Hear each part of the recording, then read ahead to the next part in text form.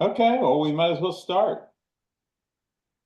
So we have some amendments to the agenda. In addition to what was initially noticed 7 days ago on our agenda, we're adding DC Housing Director Colleen Green is going to speak about the DC budget, and DC Water is going to speak about field work they're doing in Glover Archibald Park. And those will be within the discussions section. And then within official actions, we're going to add a Dana Park Alley request by DOT, the MacArthur High School request for construction on Sundays, and DC Water request for construction under the Clara Barton Parkway.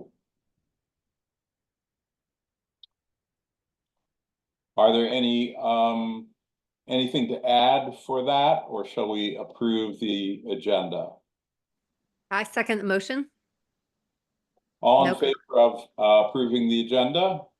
Amended Aye. agenda, 4-0, with 3 missing at this point. So, Officer McElwee, I think I saw you here, and we would love to hear your report. Good evening, everybody. Can you hear me okay? We can. All right. Well, thank you as always for having us here at your meetings.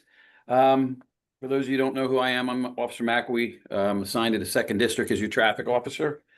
And I'm here tonight just to present our last 30-day crime report. I'm happy to say that our crime is down the last 30 days versus the 30 days prior. We had 13 offenses over the last 30 days. One of those offenses was a motor vehicle theft, and stolen on May 23rd between 8:30 and 9:30 a.m. from the 4400 block of MacArthur Boulevard was a 2017 Hyundai Elantra with DC tags.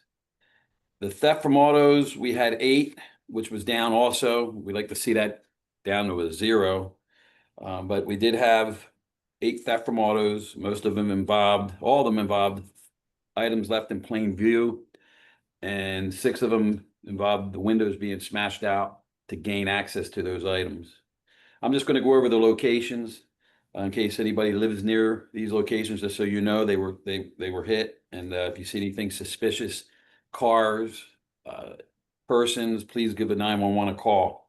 Those areas were 5100 block of MacArthur, 4800 block of MacArthur, 4800 block of Mass, 1600 block of Foxhall, 4700 block of Reservoir Road, 4300 block of 49th Street, 4200 block of Fordham Road, and 4400 block of MacArthur Boulevard. The 4 thefts that we had were retail thefts, and they occurred at 2 locations, the CVS at 4859 MacArthur Boulevard and the Walgreens at 3301 New Mexico Avenue. That is the offenses. As far as traffic, no, we didn't have any major accidents. And the area that I targeted last 30 days was the 4500 block of MacArthur Boulevard to the 4700 block, particularly because of the school down there. And I was down there in the morning hours monitoring traffic. And over the last 30 days, the speed limit is 15 between 8 and 9 a.m. It's reduced to 15 miles an hour, and I had 17 violations over the last 30 days. No high rates of speeds, but the ones that I stopped were around 30 to 35 miles an hour. And those drivers said they didn't know they were in a school zone, even though the lights were flashing. And as always, I get back to Sherrier, Carolina, Potomac, and Dorset for the cut-throughs. I get back there as much as I can between calls for service, to at least make a presence to know that we're watching them and stopping some violators. With that said, I emailed Commissioner Duncan This weekend, the department will be fully deployed, meaning everybody will be working, especially Friday, Saturday, Sunday, will be on 12-hour shifts.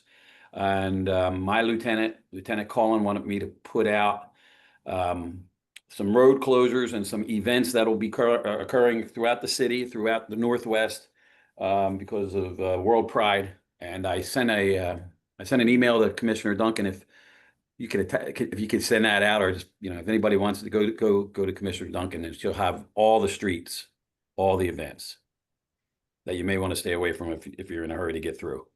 So I'm going to try and put it in the chat, and I will Outstanding. also post it on our community listservs. I appreciate that. Thank you so much.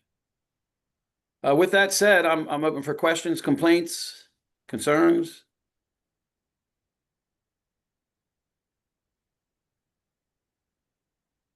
In the chat, Gordon Kitt said that two cars hit each other on MacArthur at Loughborough on Sunday. I assume that was just car damage and no one hurt.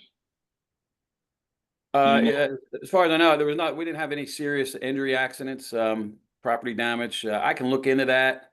That was a Sunday. I was off. And I will find out for you, Gordon. Tomorrow I'll pull the report. That was Great. this past Sunday, correct? 3 I days ago? believe so. Okay. Anyone else have a question for Officer McElwee?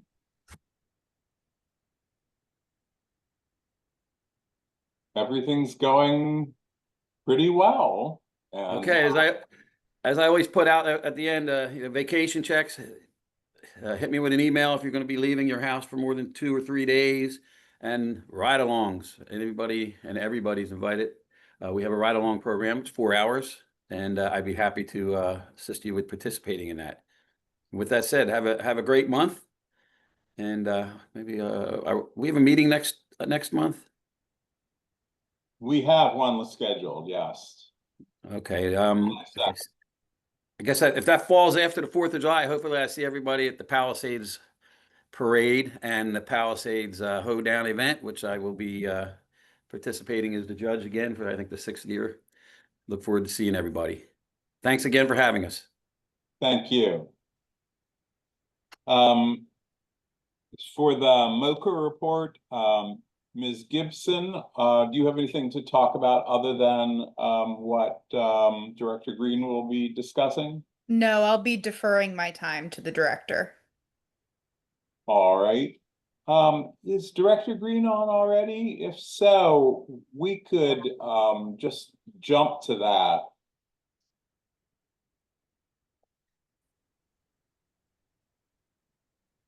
Good Hi, evening. good evening. Good evening. Good evening. Hope everyone's well, and thank you for having me at the ANC 3D meeting today. I am Colleen Green, and I serve as the Director of the Department of Housing and Community Development. I'm excited to spend a few minutes today presenting core elements of Mayor Bowser's fiscal year 26 Grow DC budget. I'll provide snapshots and will answer as many of the questions as I can. I'm also joined by Kendall Gibson from Team Mokers. So thank you for that, Kendall, and deferring your time to me. So 2024 was a comeback year for DC. DC has had 28 consecutive balanced budgets. We have had the lowest rate of violent crime in 3 years. We've also had 26 million visitors, and we have led in commercial revitalization. To build the growth agenda, we had to ask ourselves, does it impact people? Does it create economic activity? Does it attract businesses? Yes, Director Green, we're going to start running the slides there. Can you see the slides, Director Green? I cannot see the slides. I see everyone, but I don't see slides. I can see the slides.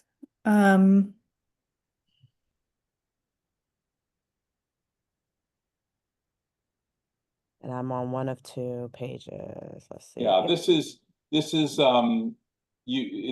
covers some of the things that you just said. Okay. So I'll just keep going and then, all right. And then I don't think I need to see the slides so much as you all can follow along, if that's okay. Okay, Oh, I just pressed something and now I see the slides. So I am about to be on slide 4. Okay, great. Awesome. One goal of the growth agenda is to cut red tape and reduce barriers to growth, such as doubling down on business attraction strategies and incentives, reform zoning procedures to streamline reviews of new development projects, the Rental Act, reforming TOPA, and the repeal of Initiative 82 and establish sales tax holidays for restaurants. The growth agenda leads in on sports, entertainment, and technology. You'll see these investments such as bringing the Commanders home, transforming Capital One Arena, and investing in technology incubators. I'm going to slide 6. The budget also supports downtown, including host activations during Capital One Arena construction, launching the Gallery Place Cultural District and Chinatown Renewal Initiative, and increasing new office conversions by expanding the Housing in Downtown program to include Georgetown and Mount Vernon Triangle. Deliver 7th and 8th Streets to create Gallery Square.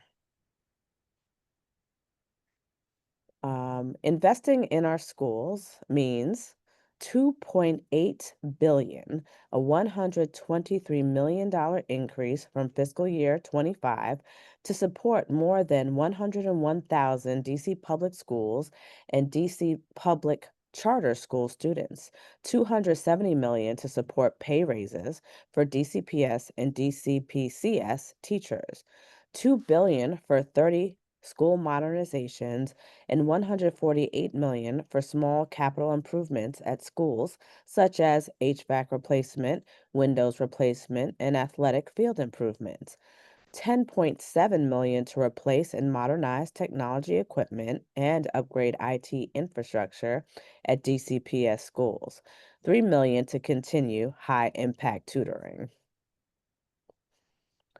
Investing in a safe DC includes a 30 million increase for MPD to hire more officers, create a new horse mounted unit, and purchase crime fighting technology and equipment.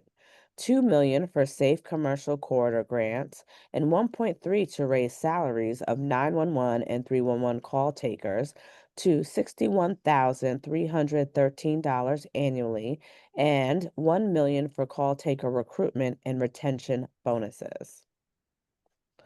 Investing in a clean DC will take 4.6 million to support our Clean Corridors initiative with 80 DPW staff. 2.3 million to expand curbside composting to 12,000 households. 244,000 for DLCP vending enforcement for that team to work nights and weekends, especially for large special events downtown, and 22.3 million to purchase new DPW heavy, medium, and light duty vehicles for trash and recycling collection and snow plowing. Investing in housing and economic development includes 100 million back in HPTF financing for fiscal year 26. 6 million for assistance and repairs at National Theater, Lincoln Theater, and Howard Theater, 20 million for continued Hill East infrastructure, and 15 million for St. Elizabeth continued infrastructure site improvements. 202 million for utilities and infrastructure at RFK campus. Investing in libraries and recreation centers includes 188 million to support modernizations of 22 recreation centers, pools, and parks, and 3 million for planning and design of a new Olympic-sized heated outdoor pool at Carter Barron.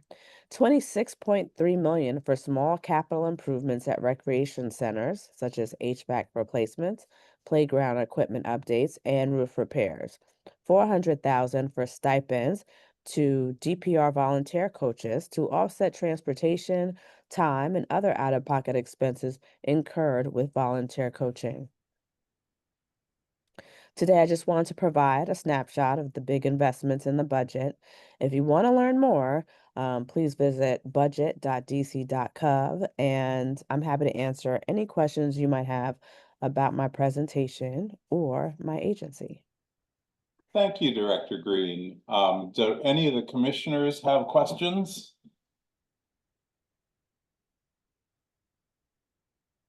I do have a question. We are a neighborhood of sidewalks to nowhere. We have sidewalk gaps all over the place. Do you happen to know if the budget held steady for building new sidewalks? I don't know specifically on the sidewalks. Ms. Gibson, do you have any idea? I do know. I wrote this down earlier today. I had a feeling that this question would come up. Let me see. I believe that we're seeing, let's see here.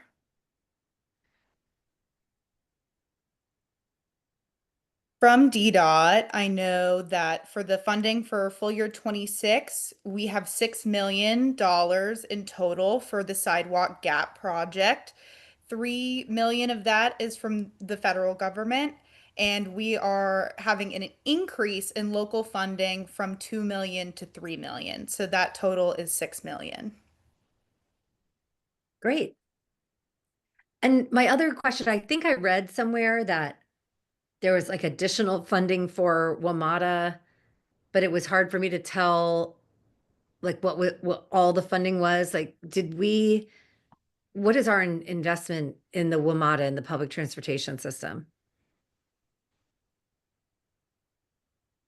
Kendall, I'll leave that to you as well. I'm going to have to get back to you on that, Commissioner Duncan.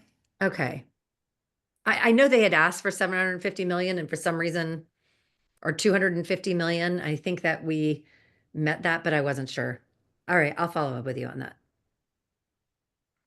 Any other commissioners have questions? Yes, Commissioner Simkowitz. This is more of a comment.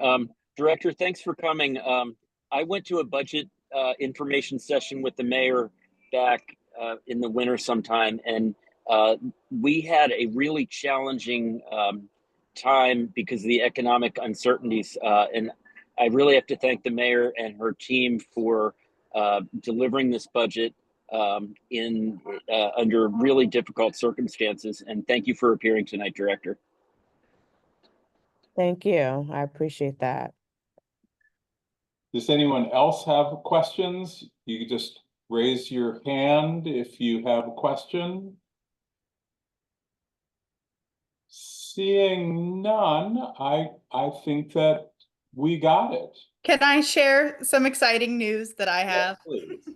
So, we do have some exciting education highlights that I want to share just before the budget conversation concludes. DC government would like to allocate $47 million to continue to work on MacArthur High School. $3 million for a new cafeteria at Hardy Middle School. $1 million for an addition at Stoddard. We're also investing $56 million into improving the impact of the University of the District of Columbia. And we're allocating $39 million to recreation, libraries, and community centers, $24 million to rebuild Chevy Chase Library, and $15 million to renovate Chevy Chase Community Center. So I'm excited about that news. I also want to share that there's $3 million allocated for planning and a design of a new bicycle and pedestrian trail along Military Road between Oregon Avenue and Beach Drive, and $5 million to improve the bicycle and pedestrian connection between the Capitol Crescent Trail and Arizona Avenue and rehabilitate the pedestrian bridge. So I just wanted to share that with the community before we concluded. Very good. Does anyone have any other questions? Okay. Well, Director Green, thank you for coming to be with us, and we appreciate it very much. Again, thank you for having me. All right, so we'll move on to, is there anyone from Councilmember Fruman's office here? Yes. Yeah. Yes. Hi. Hi, everyone. I'm Trisha. I'm from Councilmember Fruman's office, and I'm filling in for Nora today. I do have some updates for all of you. So first, yesterday, the Council Committee of the Whole unanimously approved the John Thompson Junior High School Designation Act. So next, the bill is going to be scheduled for a final reading and a vote at the upcoming legislative meeting. We are also in the heart of the FY26 budget process, as we know, and we do have a website, the council website, that talks about the budget process and also lists the budget schedule if you're interested in looking at that. The upcoming Committee on Human Services agency budget oversight hearings are going to be this week and next week. So tomorrow we have the Department of Human Services Government Witnesses hearing if you're interested in tuning in. And then on Friday, we have the Office of Cable Television, Film, Music, and Entertainment hearing. And on June 10th, we have District of Columbia Public Libraries.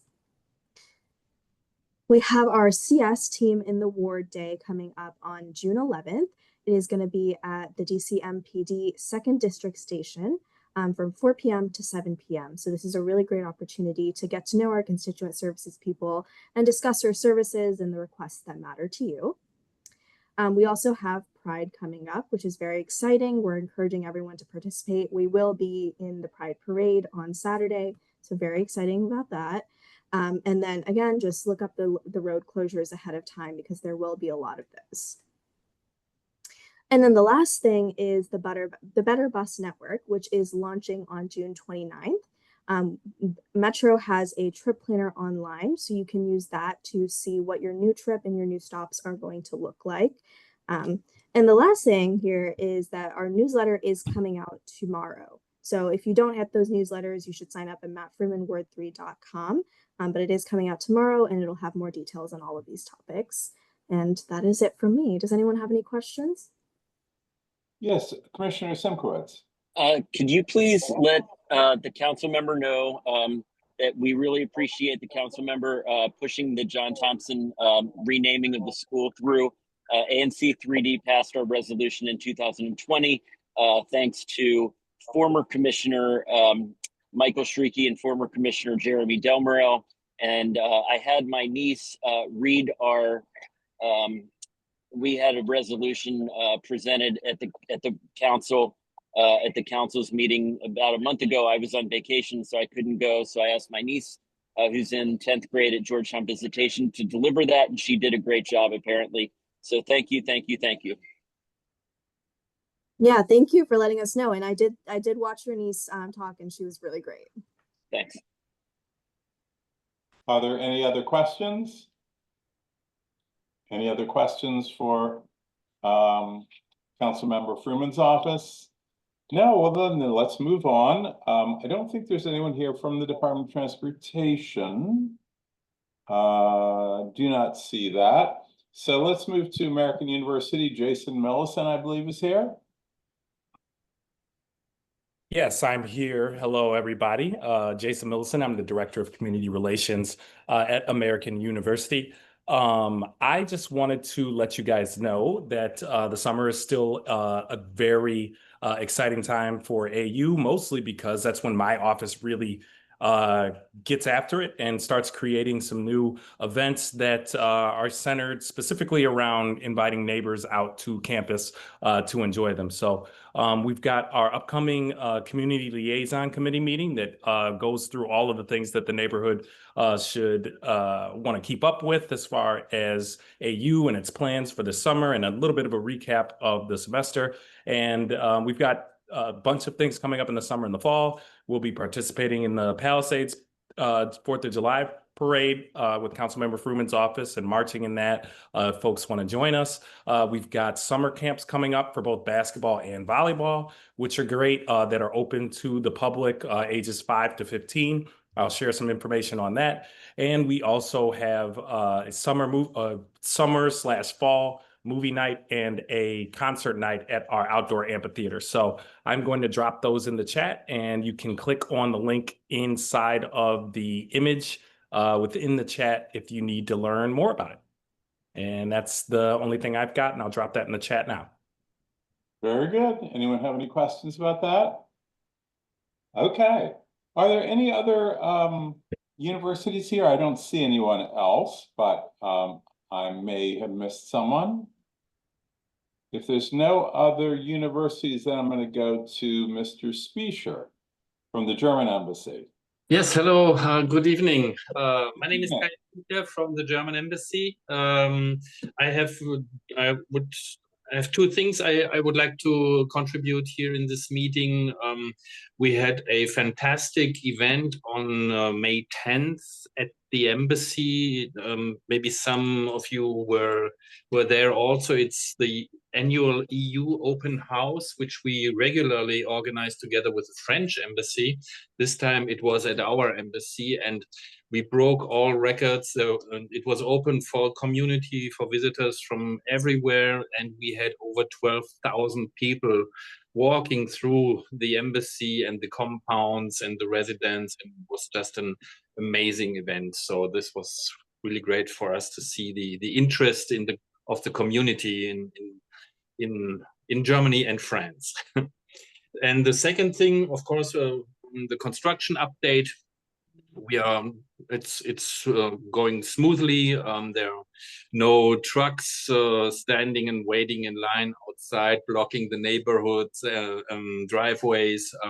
It's all concrete work, which will be done for the next several weeks. I don't know exactly, and so it's going very smoothly and without much noise and pollution. So I think for the neighborhood, it's good for the moment. That's all I have to say. Actually, it's no problems at all. That is good to hear. Does anyone have any questions? No. Okay. Well, thank you so much. I'm going to go to Commissioner updates. Since Commissioner Elkins isn't here, I'll start with Commissioner Duncan. Okay, so I have some interesting updates here. So the Better Bus Network is up and running. I've been posting on the listserv, a little bit on social media, but I am going to be at the farmers market on Sunday near the PCA tent, and I am going to have all the information. I signed up to be a Better Bus Network partner for the neighborhood, so I am going to be there to spread the word on what those changes are. I was wondering if there was anyone here tonight who had wanted to talk about the new enrollment standards that DCPS has. I'm just going to go, you may have read our state board rep, Eric Goulet's newsletter. I've been getting a lot of calls about DCPS changing the standards for enrolling into kindergarten. It used to be that the cutoff into pre-K 4 was September 30th. So if you turned 4 before September 30th, you got into pre-K. But anyone else, if you moved from out of town, if you are at a private pre-K school and you missed that pre-K cutoff, you were put into kindergarten because kindergarten has always been essential. And for whatever reason, DCPS head office seems to be hell-bent on having these kids who go from pre-K to kindergarten because they think they're too old for kindergarten. I don't know why they're doing it. I thought maybe tonight we would have voted on something, but there's just not enough information out there. I think the school board is heavily involved, but I want everyone to know that we are monitoring the situation, and we'll be, asking the city and the council maybe to intervene here, because I don't think these decisions are being made in the best interest of children. My third and final announcement is going to be shocking. I just learned this. from DDOT. You may have noticed that on Arizona Avenue, when they repaved the upper part of Arizona Avenue, they removed the protected bike lane bollards and flex posts. And I just heard that they are not going to be reinstalling them. And they are going to keep the bike lane. The bike lane is not going away, but it is going to be just a painted bike lane, the same width that it is now. And this will be going uphill from MacArthur. All of the infrastructure is going to remain heading south down the hill to Canal because there's no sidewalk there. And it is my understanding that when the connector is built to the Capitol Crescent Trail, they are going to be reconsidering the protection of the bike lane there because that road is rated. It's such a classification that it really needs to be protected. This is part of a larger effort from the city to make the bike lanes more aesthetically pleasing. There has been a lot of outcry, apparently not just in our neighborhood, of the flex posts.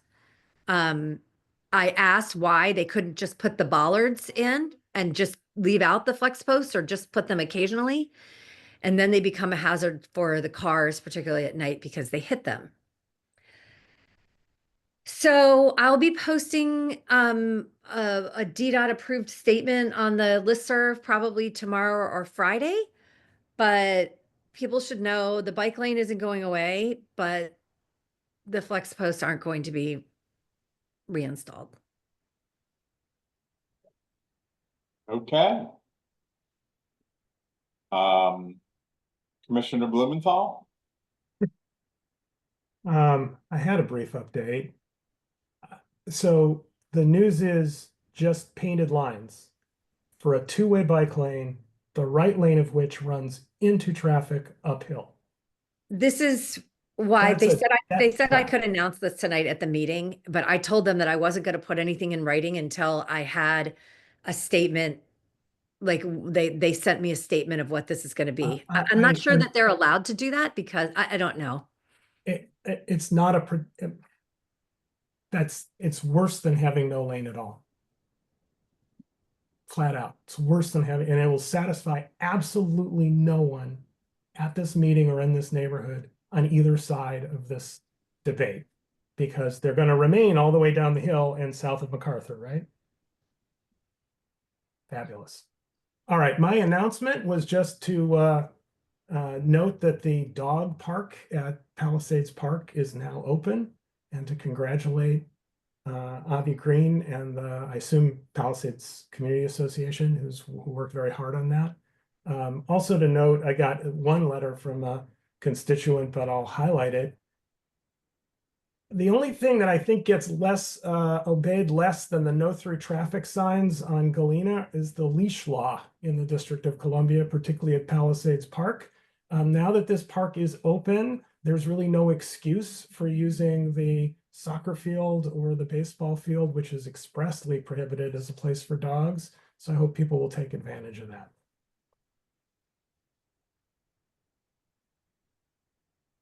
That's all. Gordon Kidd puts in the notes that the dog park is still missing a water fountain. I believe that is true. I think it is coming, and they were holding off opening the dog park until then, but then I think they thought, why wouldn't we do it? There are other fountains at the park, but I do believe that is coming. Very good. I'm going to go to the question, the hand that's raised, Steve's iPad. Hi, Steve Seelig here. I don't live in your guys' ANC, but I do ride through it, and I'm part of the Ward 3 bike advocates. So I just want to, I'm as incredulous as you are, Tricia, and as Mark is. So the city of Washington is going to actually have a two-way bike lane so that people are proceeding into the opposite direction from traffic. on a bike lane that they installed, you know, it's almost beyond parody that they would want to do something like this. Not without even getting to the notion that the bike lane in and of itself will be unusable because there'll be nothing preventing any cars, trucks, whomever from parking in that lane.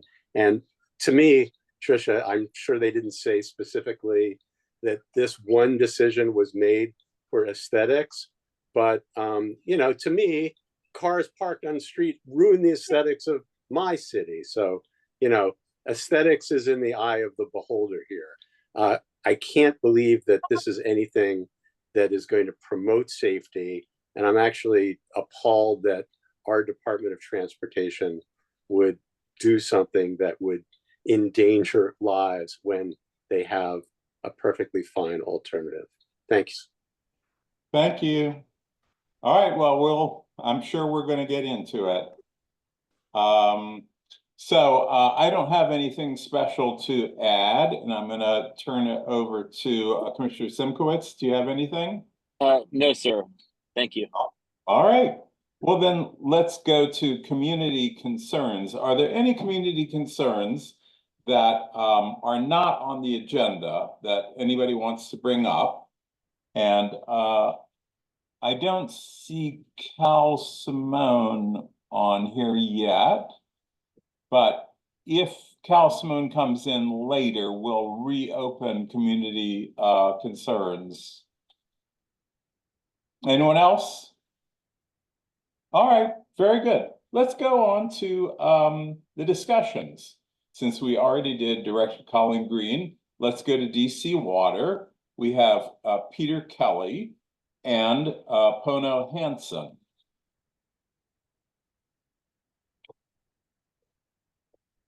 Can everyone hear me okay?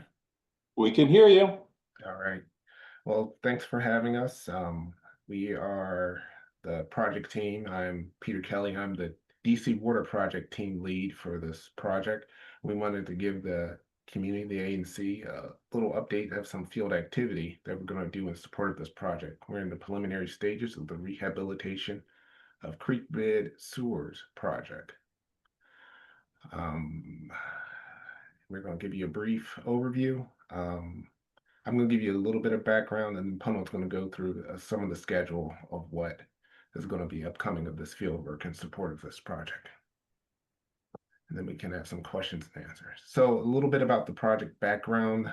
This is a CIP project. That's a capital improvement project that essentially the goal is to rehabilitate sewer and storm pipes that have outlived their design life. I know in these areas in particular, I know there's assets that are well over 100 years old inside of these areas. We are here to rehabilitate the defective manholes as well, the storm pipes and sewer pipes. The rehabilitation will also reduce the likelihood of any failures or leaks. We're here, it's also to protect and eliminate exposed sewer assets to the extent practical. So this project is essentially around the stream or tributaries of this area. We have a lot of assets that are adjacent to, beneath, or crossing a lot of tributaries in these areas. So this grouping of projects sort of addresses that. Our goal is the stream restoration goal is to protect our assets as well as sort of eliminate future erosion so we won't get in the same situation. And then additionally, we will also be repairing or rehabilitating some stormwater outfalls. The project locations, there are 3 locations primarily. There will be Glover Archibald Park, Dunbarton Oaks Park, and then there's a small portion of Normanstone sort of to the northwest of Normanstone. The Glover Archibald is the largest area. Dunbarton Oaks is the secondary largest, and Normanstone is a very small portion of it. All these locations are parks They are overseen by our partners, the National Park Service, and Pono's going to take it from here and give you a little update on the schedule of the field activities. Great. Good evening, everyone. My name is Pono Hansen, and I'm an engineering consultant with Brown and Caldwell. I'm working with DC Water on this project. So I'll give some updates just on current and upcoming field activities and their associated timeline and schedule. So here's our anticipated project schedule. As you can see, we have a variety of different activities that we'll be performing and conducting in the project areas, as Peter mentioned. So we'll be doing some manhole inspections, pipe inspections, stream assessment and surveys, which entails just some measurements of the stream widths in the areas, conducting some topographic surveys, and some utility designation. Important to note that all of this work is weather dependent. We won't be working out when it's raining, because obviously that has detriment to the park area with causing damage to the area. We have started manhole inspections. We've been working very closely with Rock Creek National Park to coordinate this efforts, understanding the potential impact it has to you all, to other park users, and them as MPS. So this is kind of our anticipated schedule here. We've started in May with some of this field work, and we'll carry through the remainder of the summer for some of those inspection work and stream assessment and surveys, and then carry into early next 2026 for some of those survey work.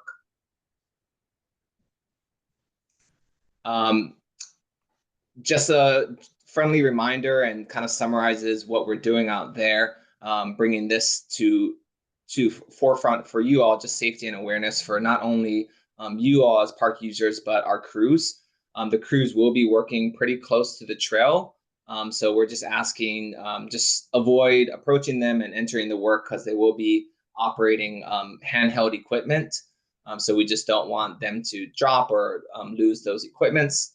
We're working to distribute and place signage around the perimeter, certain areas around the perimeter of the park, just so that you all can be informed. We have a project website set up on DC Water's site. There'll be a QR code on a later slide that you can scan and visit that website. Again, we've been working with MPS to identify any and all natural vegetation and wildlife, so our crews are aware and being cognizant to be sensitive around that. And then the equipment that we will be using is not going to be obstructing the park or the trail, so you'll still have access to the trail and using of the trail. And then lastly, just because we have crews and personnel out there, we ask as a reminder, dogs should be kept on the leash in the park. That's an MPS requirement. So out of cognizance and safety of our workers, yourselves, and all the animals, we just want to remind you of that. Here's our, we have our DC project liaison, Joyce Willis, and then again, Peter Kelly as our project manager, their associated emails. We will provide a copy of this presentation to the ANC chair. We did drop a sign-in form into the chat. So we ask for those interested in learning more about the project. We anticipate having a great partnership with you all as this project progresses. To learn more, feel free to fill out that sign-in sheet and be added to our listserv. And then again, here is the QR code for you to visit our project website. Right? Any questions? Any commissioners have questions to start with? I just tried the QR code. It's not working. Okay. I'm sorry about that. I We just will clicked that. drop Someone put a link in the chat, so I Okay. just got it there. Fine. Great. Sorry about that. Okay. Very good. It sounds like it's not going to be onerous for the residents, because we can still use the trails. We just have to be careful. Correct. Anyone have any other questions? I think that's great. Well, thank you so much for the presentation, and thank you for the hyperlink so that people can get more information. And if we need more information, we'll be in touch. Thank you. Thank you for your time. Thank you. All right, well, why don't we move to, we don't have Hal Simone here yet, right? Probably not until, okay. Let's go to official actions. 5065 Sherrier Place, public space, curb cut. I think Mr. Sullivan is here, but I'm going to make a motion that we recommend or accept this improvement, this use of public space. Second? Second? Sorry, I have a quick question. Yes. I'm Emma Miller. I'm actually one of the adjoining lot lines with that corner lot that is currently being developed. Yes. In seeing the plans online and looking at the amount of area that's being dedicated to impermeable surfaces and or structures versus, green space, is that something that we can address concerns about now, or is that something that I need to take to department, DOB? And additionally, I appreciate you guys also, sharing the plan proposed, because they are, it seems to be unfortunately going to be taking down a rather large tree that is the corner of their lot and, butts up to ours. So I just wanted to better understand what some of the next best kind of steps would be for me to gain a better understanding of, what their plan is to help try to, replant in the area and, or, as they are taking down a rather large tree, and make sure mine is being protected as well in that corner space. Yes, Mr. Landsman, would you be able to talk about this? Yes, sir. Thank you guys for having me. My name's David Landsman. I'm with Cass Engineering, representing the applicant for the project at 5065 Sherrier Place. Emma, to address your concerns, we will be complying with the district's R1B regulations for lot coverage and impervious surfaces. So we'll be a by right development with respect to both of those. The tree in the rear of our property, we've paid the removal fees. As for revegetation, I can link up with you separately and my client and discuss plans for that back corner. I don't have any offhand, but could certainly link up with you and we could discuss those separately. We're here for the curb cut tonight, I believe. Yeah, sorry, this is just the first that I've been able to review them. Absolutely. So if you wouldn't mind, David, could you drop your I could email? drop my email in the chat. Absolutely. Yes, That would ma'am. be great. Commissioner Horn, can I ask some questions too? Can we pull up the plan of the curb cut of the engineering? So I actually went into e-records and I couldn't see any building plans here. Has the regular permit, not the building permit, been issued? Permit has not been issued. We filed for it Okay. earlier this week, so that may be why they haven't shown up online. I'm happy to share a screen and pull up the plan, or it looks like you guys are. That'd be even better. Yeah. So Miss Miller, were you given a copy of the plans by the developer? No, ma'am, we have not been provided this yet. Okay, so you were working off this plan, Yes, ma'am. this plan here. Okay. Yes.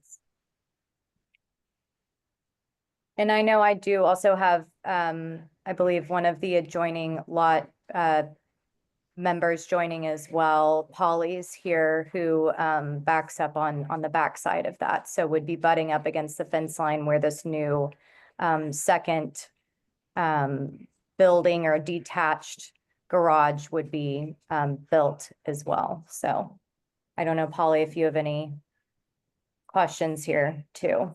So I know she would like to receive the plans for sure.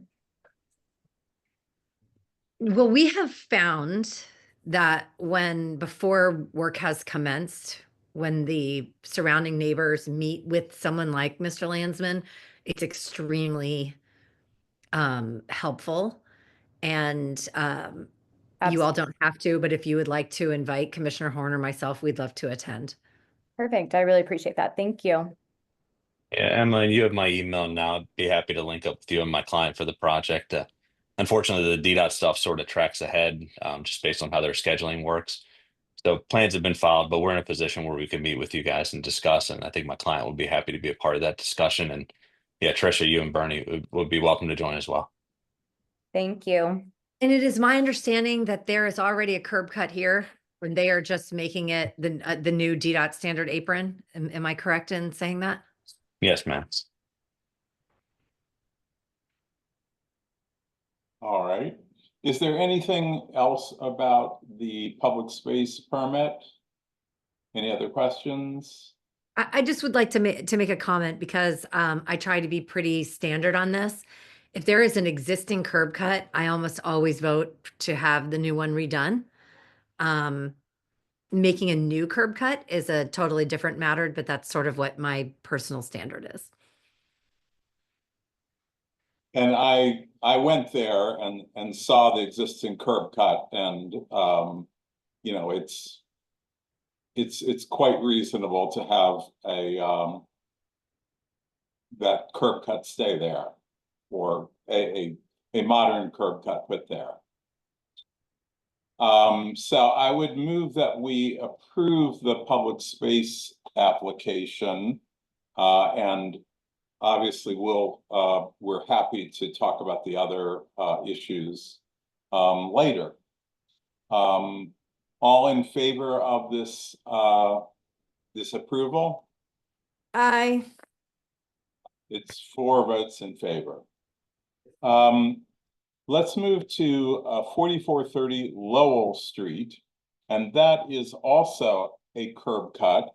It's also a public space application, and this is on Lowell where Commissioner Elkins lives, and he writes, this is a very straightforward application before us. I will not be in attendance, but I think there is no need for concern. Essentially, at some time in the past, this house installed a circular driveway in front of the house with the result of 2 curb cuts. Today, that would not be allowed by DDOT. And as the house is being redeveloped, the applicant needs to correct this problem. The solution is to close one of the curb cuts and use the remaining one to provide a straight driveway. So Commissioner Elkins says, I see no impact on neighbors and therefore no need to be concerned, and recommend that we vote to approve this project. That was Commissioner Elkins' statement. Is there anyone else that has concern or wants to talk about this? Now, I think that we can bring this to a vote. All in favor of approving this public space application? Okay, 4 votes in favor. Thank you. Let's move on to the next issue, which is the Dana Place Alley. Commissioner Duncan. Yes, the motion on the floor is to transmit this letter to DDOT and asking them to make some safety improvements at the Dana Place Alley behind Bamboo. Do I have a second? Second. All right, Commissioner Horn, second. So if I could ask Catherine to bring up the draft letter, because what I had circulated and what is on the website got changed slightly. And I know there are some neighbors here today that are going to be interested in this change. So we had a meeting at the site. A large number of neighbors came out. This clearly is a problem. And the Transportation Committee has seen this letter, and nobody had any negative comments. But there are some things that the neighbors themselves can do in terms of signage and getting it mounted on top of private property. But this letter is specific to what we can ask DDOT to do. And I don't know if you can scroll up and, okay, so here in the first paragraph, we are basically asking them to paint on the sidewalk a crosswalk and a stop bar so that cars realize they're approaching a sidewalk where there's no visibility.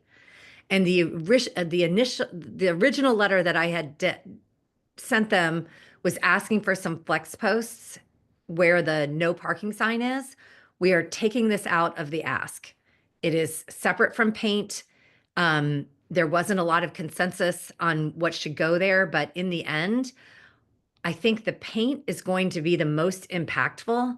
And if I throw in this other thing with infrastructure, I think it adds a layer of complication. Whereas if someone at DDOT says this and says, yeah, we can put some paint here, then we can just be done. So I took out that sentence. And if you keep scrolling down, Catherine, please.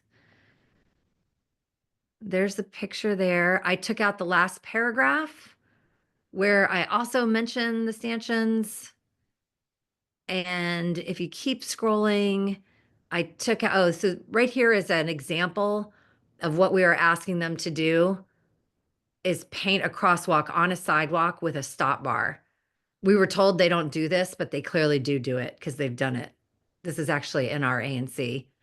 And then I took out item number 3 that talked about the flex posts. So it's the same letter with the flex posts taken out. I'm happy to take any questions.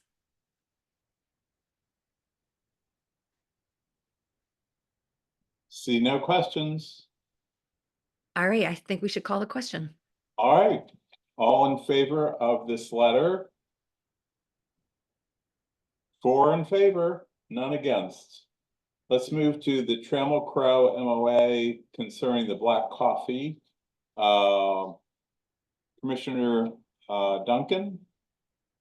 So, motion on the floor is to approve this addendum to the memorandum of understanding between ANC 3D and Trammell Crow to allow them to sign a lease with Black Coffee for the retail space there at the Fitzgerald. Do I have a second? I second. A little background. Years ago, before this project was underway, the ANC negotiated with Trammell Crow to have retail on the first floor. We got about 5,000 square feet there to play with, and Trammell Crow had a certain amount of time to find us a grocer tenant. And technically, I want to be totally above board. They could be open for 2 years and still look for a grocer tenant. But it is my personal feeling that after all of the years of us focused on this retail spot, it is my belief that we are not ever going to get an urban grocer to go in that space, like a Streets or a Mom's. They look at our neighborhood as like a suburb, and they just don't see it. They see us as a neighborhood where a Safeway closed, and now there's this big Wegmans up the road that they think we all shop at. That being said, it just is so fortuitous that we have this other development going on, and we have lost our premier restaurant, cafe, Black Coffee in our neighborhood. And this space that we have over here at the Fitzgerald is larger. It's my understanding that Black Coffee is going to take away some groceries items that you might not be able to get at CVS or black salt. It's going to be a component to something that's going on there. And I wholeheartedly believe that Black Coffee going into this location is going to be a big win for the neighborhood. Very good. Anyone else have a comment or question? I would just like to say, I think that Trammell Crow has done the best they could to try to get a grocer client to move into this space. And it's just not attractive to a grocery store. And this is the next best thing for our neighborhood, and I think it's the best we can do. So I support it. Yeah. Yes, Commissioner. Yeah, I speak along similar lines. I wasn't on the commission nor active in the PCA during the negotiation over the building. But Trammell Crow has had every incentive. I mean, they had no disincentive not to find a grocer. I'm not saying that so well, but that space was there. It's in the building. If they had been able to find a grocer, there is no reason they would have held it up, because it would have made the ANC happy. And here we are 2 years later, and there's an established, successful business that is a jewel of that end of the Palisades that needs another location. So it would be nice to have a grocery there. It would be a real loss to lose Black Coffee. So I'm in favor. Mr. Brewer, did you want to say anything about this? Nothing specific. I would say kind of something more generally about the project, which is we are finally done. It's been a very long road. We very much appreciate the ANC support over the past several years as we've gone through the development. And we also have appreciated the PCA's partnership. And I would just love to specifically mention Lisa DeBow, who has been our construction liaison for the past 2.5 years and has done a ton of work behind the scenes. And I think he deserves some recognition. And, Bernie, you've been very involved as well. Tricia, you've been from the very beginning involved. So we're appreciative of that. And I do hope that everyone will love Black Coffee 2.0. And I would also just say I think you all characterize well kind of the reaction we've had as we've marketed this specific site for kind of urban grocery stores. And while we've had some interest over the years, it's been limited. And I think this is a great alternative if it's something the community is excited about. So, and then I guess actually the last thing I want to say is we've just so you have the latest on the status. We've signed a letter of intent. We'll be starting to work on the lease. I'm very hopeful everything will work out.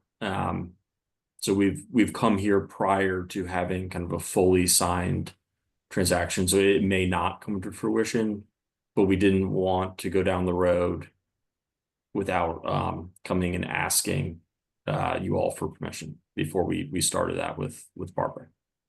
So, and that's it. So thank you all. Thank you so much, Mr. Brewer. If there's nothing else, I will call for a vote on this letter for the amended MOA. All in favor? 4 votes in favor, none against. Let's move to the DC Water request concerning road closures. Commissioner Duncan, you want to explain what that's all about? So we got a message from DC Water yesterday that they need to make emergency repairs on Canal Road. Starting, if you're heading down Canal from Arizona, right after Chain Bridge, for about, I don't know, 200 yards. It's hard to say. And they said that they needed permission for us to do work at night. So we have been complaining to DC Water about drainage problems at the bottom of Canal because it's causing major backups for the commuters that come through Palisades. And I wrote them an email with some bullet points, and they didn't even do an email back that said, oh, hey, we got your email, we'll get back to you. It's just been silent. So I've been working with Commissioner Blumenthal and Transportation Co-Chair Andrew Heimert on this drainage issue for quite some time. And I'm like up to here with DC Water, to be perfectly frank. And so I am inclined to make a motion. I'm going to make a motion on the floor that we deny giving them extended work hours for this project until they sit down and they meet with ANC 3D so we can ask them questions about what this project is going to mean for our neighborhood. Do I have a second? Yes, Commissioner Simkowitz seconds. Did you want to add anything, Commissioner Blumenthal? I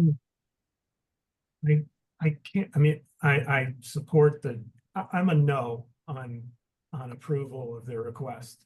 What the best way is to proceed, whether it's a no vote tonight or just not voting on it until we meet with them, I am open to persuasion on, but I have two fundamental problems with the letter that they shared with us. One is that they're asking permission to work from 7 p.m. to, I think it's 7 a.m.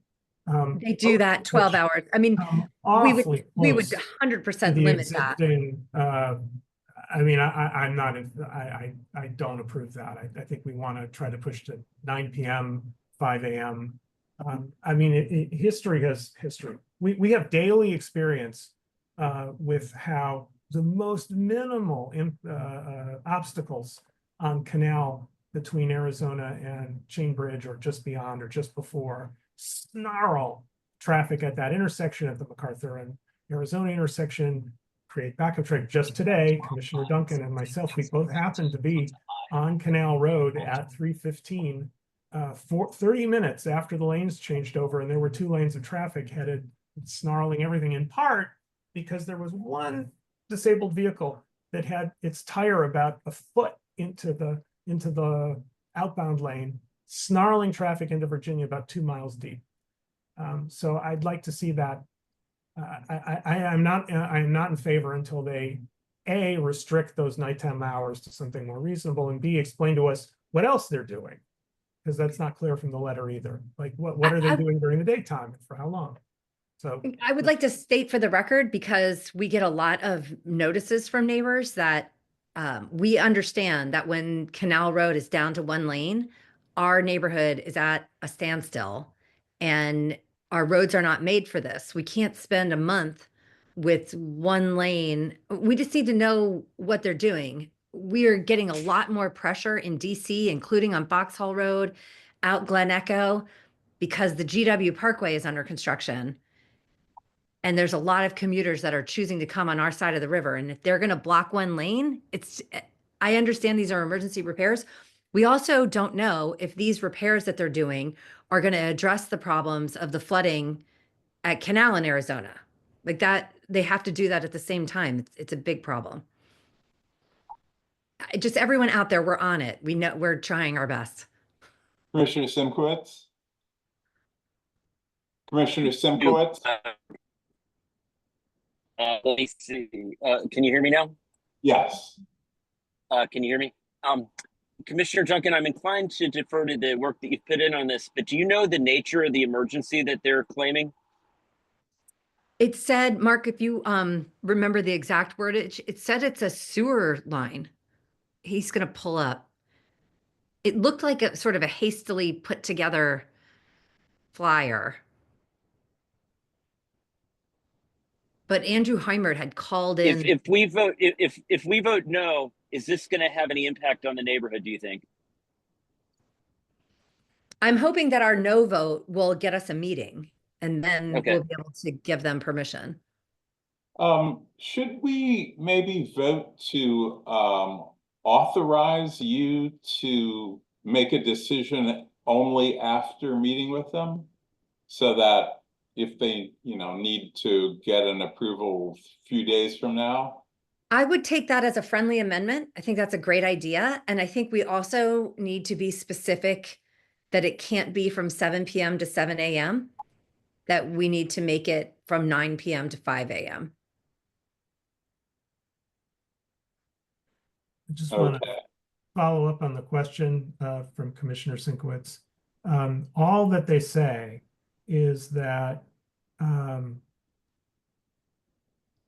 the Upper Potomac Interceptor, a 48-inch gravity sewer line along Clara Barton Parkway, was found to have defects during a recent inspection and will be rehabilitated using cured in place pipe lining. I don't know exactly what that means, right? It's not clear what the consequence of delay is, but they wanted quick approval. Yes, Commissioner Simkowitz? Yeah, I think that deferring to Commissioner Duncan's judgment in the next couple days, I think would be good, because Commissioner Duncan's put a lot of work into this. And as a result, I think that makes the most sense. If there is indeed an emergency, we'll defer to her judgment whether we let this proceed in an emergency basis or not. Very good. And under that basis, I'll vote with her. I would just like to add that Commissioner Blumenthal has done equal, if not more, work than me. So I'm spreading the love here.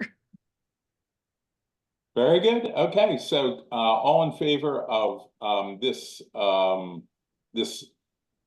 proposal as amended, say aye. Aye. Okay, we have 4 votes in favor. Very good. Good luck with DC Water. I'd like to move us back to the community concerns, because I had promised to hold it open for Cal Simone, and Cal has joined us. And this is about the Friends of the Bus Transit, right? Yep. Please go ahead. So so up in ANC 4G, we had a transportation committee. We have a transportation committee, but there is a group now separate from that called the Friends of Bus Transit, and that name could be used by people in other parts of the city. So this is a 2-part thing. One is an invitation to, and I guess this might, since it looks like I just discovered today that you have a transportation committee, which meets separately. It doesn't say what time of the day. They said the last one was 2 to 4. It just says the date on there with a question mark, I think. So I don't know when that meeting is happening. And I should take this up with them. So with an invitation to, work with us, we're going to be spreading ourselves down Ward 3 to cover. Well, let me jump into the second part of it, which is an announcement about an event we're doing on, it's a collaboration between multiple groups, including parts of WMATA, up in Chevy Chase, to go through every single bus line in gory detail. I'm sort of the go-to person for that level of detail, like what bus steps are getting yanked, how you're going to be able to transfer from here to there and whatnot. And I am, one of those map gurus who study the whole thing. So we're doing a big event on June 24th at the Blessed Sacrament Church from 7 to 9 p.m. That's a Tuesday. And everybody from this area is invited to come, because I know that next to our ANC, your ANC is the next most, I think the one that's has the most impact from the changes, or at least parts of the changes, New Mexico Avenue and, down towards Glover Park and all that stuff. So I know that Chuck, which was surprised not to see on the call, I wrote to Chuck, but I didn't get a response from him about trying to partner with you all. But I guess as I said, I'll take it up with the transportation committee. But is there someplace I can send an announcement to that you can distribute or something? Commissioner Duncan, what do you think? Yeah, so Cal, I am the co-chair of the transportation committee. Excellent. I also signed up to be a Better Bus partner, and I've only studied the lines that we're getting in the timetables, and I gave a presentation at the neighborhood town hall recently, and I'm going to be at the farmers market in Palisades on Sunday with literature on the Better Bus, and I will try and make this June 24th meeting. And please reach out to me. I'm 3D02 at anc.dc.gov. 3D02. Okay, great. And I just want to say Chuck has been, I think he's going on maybe 7 years of being a commissioner. think this is the first meeting he's ever missed. So Wow. Lucky me. Well, normally, this is the same, this overlaps with the Writers Advisory Council meeting, so I normally can't attend this meeting, but I'm lucky I got to. Well, since you're the co-chair of the Transportation Committee, when is the Transportation Committee meeting? we meet 2 weeks and a day before our next meeting on Tuesdays at 2:00, which means Is that Zoom? the 24th of June. Oh, it's the same day as your meeting. No, wait a minute. Is it? I mean, When's your sorry, next? July. Yeah. Because our ANC meeting is on July 9th, and our Transportation Committee meeting would be on June 24th at 2. Oh, you're meeting on July 9th, not the 2nd. Oh, I see. Okay. We have a parade. We have a lot going on at the beginning of So July. that's a little late for us to be getting activated with this event, at least. But we're going to be doing outreach all the way through, because this doesn't stop on June 29th when the bus plan changes. Well, why don't you and I just correspond by email tomorrow, and maybe we can just talk separately. Sounds great. Okay. All right. Thank you very much for Very holding good. the agenda for me, and I'll stick around for a few minutes to see how y'all run your meetings.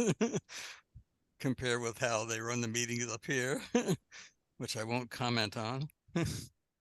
All right. Well, thank you so much. Let's move on to the MacArthur High extended hours. This was something that Commissioner Nowak was going to present. The letter is on the website. It's a letter to Brian Hanlon saying that we would approve construction that's limited to exterior earthwork and site demolition, sheeting and shoring, roofing and exterior metal panels, new building and site concrete structural steel erection on Sundays between 8 a.m. and 4 p.m. And that ANC 3D reserves the right to rescind this approval if we receive complaints from neighbors that it's not being addressed. So I am proposing Commissioner Nowak's letter. Is there a second? A second. Is there comments or questions or debate? No, I don't think there are. So all in favor of this letter? 4 in favor, none against. The last part of official actions is Lupa Verde has a liquor license, and since they are an ongoing concern, what we're doing, what we did last month, is to not oppose unless someone has a problem. So really, this is a time for anyone to say that they have a problem with Lupa Verde's liquor license. Hearing no concerns, I move that we do not oppose their liquor license. I second that. Yeah. All in favor? 4 in favor. Okay, let's move to commission business. The proposal for roundabout study, the Transportation Committee and Commissioner Duncan. Actually, I am going to ask Commissioner Blumenthal if he is more versed in this proposal. Is our coach? That I am. Is our coach? Is the co-chair here? Is Mr. Heimert on? He's not. Okay, I can do this. Maybe if you could open it up and find out how much money we're asking. So this is for the intersection of Reservoir and Foxhall. And we did get some comments over the years. A lot of people, it's a very dangerous intersection. And we would like DDOT to study the potential for a roundabout, not like engineer a roundabout, just find out if it's even a possibility to do one of those there, given the traffic volume. And we got a proposal, and the Transportation Committee would like to hire an engineer so that we could show this study to DDOT. How much, do you see how much it is? Don't. I thought it was $3,600. $3,600. It's $3,600. Commissioner Elkins has assured me that we have the money. He would like to see this done. I think a lot of people who live over there would like to see this as an option. And I'm certain that Commissioner Elkins would be encouraging us all to vote yes for this proposal. I would add, I mean, some other members of the Transportation Committee were far more versed and active on this than I was. This grant does not constitute endorsement of any particular approach to this intersection. It is just trying to get one more option on the table and studied, one that DDOT wasn't about to do. So I'm in favor. Commissioner Simkowitz? I've got nothing but negativity from people that live in Foxhall about this, and therefore I can't support spending one penny on this. But in addition, why in the world are we spending money to tell DDOT what to do? Isn't it their expertise? These are all very valid questions that get hashed out at the Transportation Committee. I think that this is one of these things where ANC 3D is being proactive and going to DDOT saying this is unsafe. Unfortunately, this all started when Miss Bollinger was hit on Foxhall Road, and then DDOT, there was an accident in the middle of the night where the car turned over close to Whitehaven on Foxhall. And so now there was all of this focus on what are we going to do to make this intersection something people even want to walk across, frankly. There could be pedestrians that avoid the intersection altogether because they don't want to go there. And so there was a long list of ideas. What are those called? Slip lanes, of making those safer, this, that, and the other.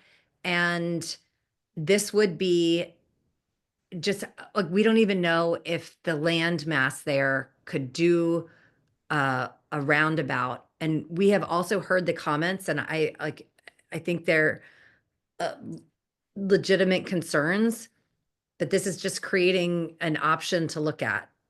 I mean, there is a ton of data out there that these are safer for pedestrians. Yes, Commissioner Simkowitz. Thank you. I walk there. My parents live right at that intersection. It is very dangerous, and I appreciate the Transportation Committee, being proactive on this. And I think the Transportation Committee might be right that we need to look into this. But I think it would be cheaper for us to ask DDOT. Just ask them to study this rather than us spending any money to do that.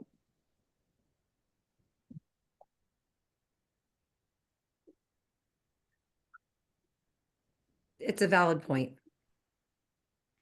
Yeah, I have grave doubts that this is the solution, that a roundabout is the solution. I mean, just based upon the geography of that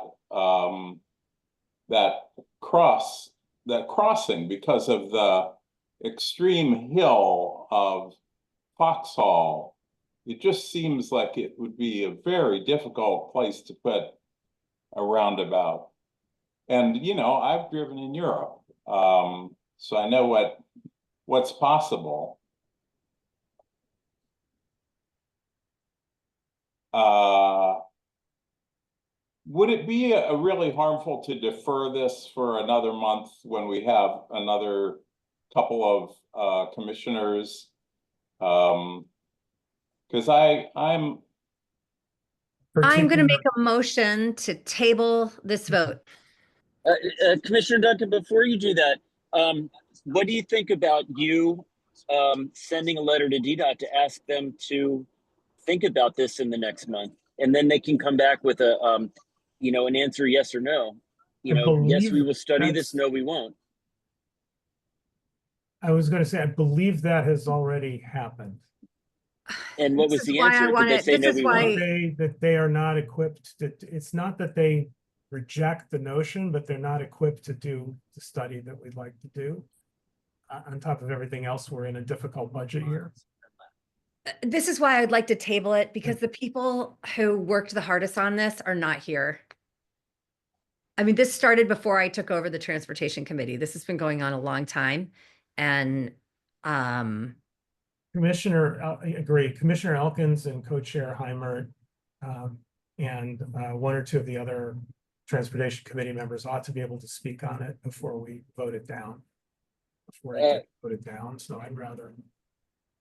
Another thing, I wouldn't be opposed to spending money if we could ask for the engineer to look into everything rather than one specific solution, which I'm not sure if that's going to be physically possible. And I've heard so many negative comments. I don't think I could ever support that, but I might support other changes. So let's think about this over the next month. Maybe we'll come to a solution internally. Okay, so I think there's a motion on the floor to table this. Yes. All in favor of tabling this? 4 votes. Very good. The next thing is the Palisades Community Association grant application. Commissioner Duncan. Yes, I do believe we have the applicant on, Mr. Nick Keenan. But for those of you who have been on the trolley trail, you might see the mountains of wood chips that are there. And the Palisades Community Association has requested funds to help us relocate these chips. So the motion on the floor is that we approve this grant application to move and spread the wood chips on the trolley trail. Do I have a second? Second, Commissioner Blumenthal. So a little bit of background. DDOT gives us these wood chips. Urban Forestry dumps them here, and they have been working with the Palisades Community Association on placing those. And there's volunteers that get arranged on Saturday, and we spread these chips, and it really does a lot to mitigate the wet and water, and makes it a more usable trail. I don't know where all of these wood chips have come, but they weren't really paying attention, and they were dumping them all over on Galena and then some at the park. But where we need the chips are all the way over on the other side at Chain Bridge. And it should be noted that the PCA 2 or 3 times a year spends about $800 on a little bobcat to help move the chips. But you can't bobcat that many chips all the way around to Chain Bridge. So the PCA grant is to rent a truck, and I can have Mr. Keenan go through the details of that, but all of the labor is going to be volunteer. And I believe this is going to be a good thing for the neighborhood. And OANC has already approved this as a grant that they would accept.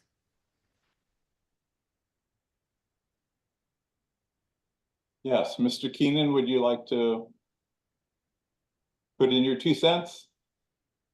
You're on mute. Okay, thank you, Commissioner Duncan and Commissioner Horn.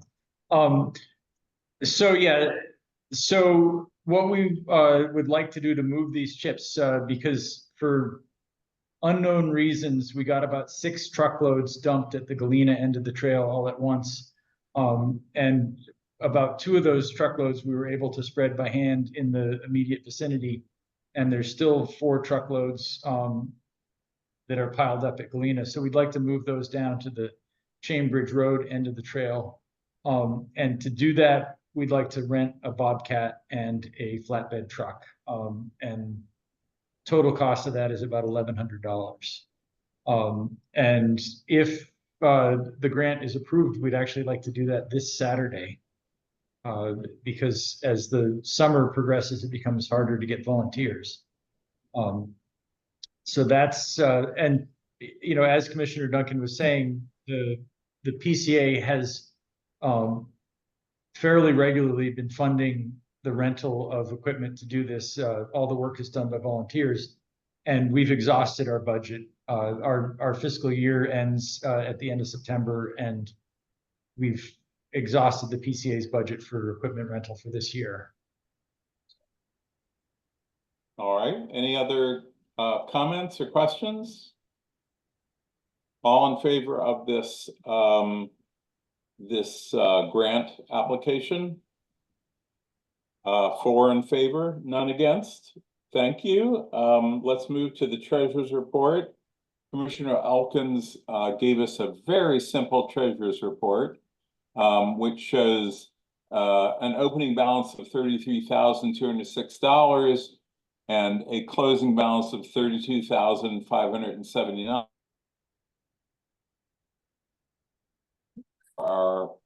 Our administrator. So all in favor of approving the treasurer's report? 4 votes in favor, none opposed. The next is the approval of the minutes. The minutes were sent to us.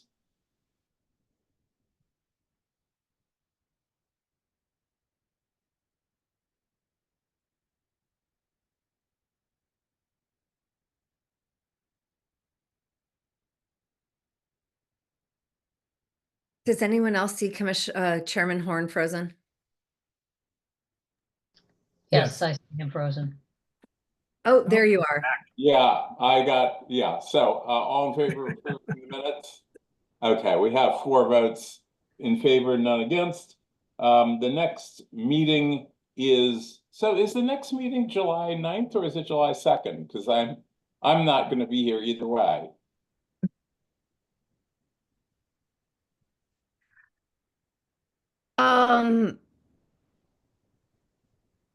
Maybe it is July 2nd and I was wrong. It should be posted on our website. It should be posted on the website somewhere. All right, let's hold on a second. It is listed as July 2nd on the website with an asterisk indicating if needed. Okay. With August being the August often is an as needed meeting. We decided to move it to July given the holiday. Okay, so I was wrong. July 2nd, which also I'd like to make an announcement that puts our transportation committee meeting to June 17th at 2 p.m. Okay. I'm actually going to be out of town, so maybe I was like wish casting that it was the following week, but we have a co-chair now, so we're good. Very good. All right, so that's the notice of the next meeting, and I would adjourn this meeting unless there's something else. Does anyone have any other comments or questions before we adjourn? Well done on timing. Okay. Well, thank you all, and this meeting's adjourned. Thank you everyone for coming.